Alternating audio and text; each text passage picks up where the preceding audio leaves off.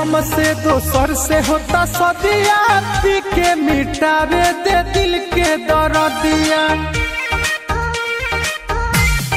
हाँ प्यार रहे हमसे दोसर से होता सदिया, पी के मिटावे दे दिल के दर्दिया। छिनके जाना हमार ना तोहार सारा हंसत खेलत अगदिया।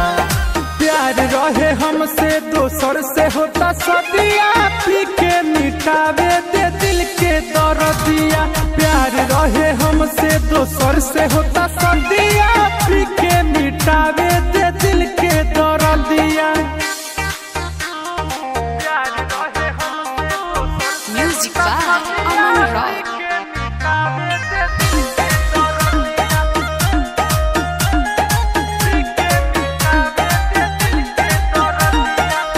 मिलत करलू तू तो हमारा से रोजा हो, दावत देवे अइलू खाए के भोजा हो।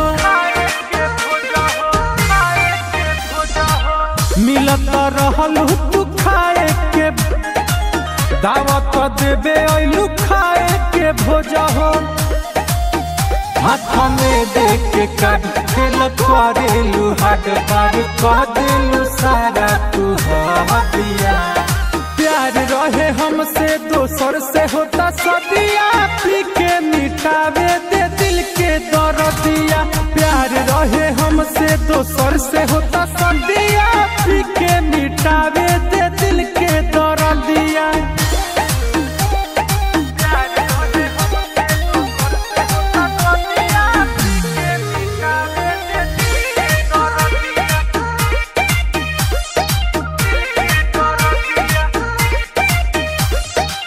कहता दिल करे के जी भर के बाते, होते सवेरे जइबू पियावा के साथे।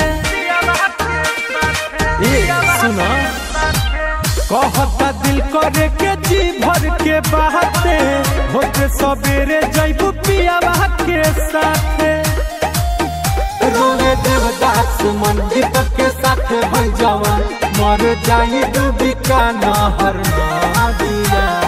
प्यार रहे हमसे दोसर से होता सदिया, पी के मिटावे दे दिल के दर्दिया। प्यार रहे हमसे दोसर से होता सदिया, पी के मिटावे दे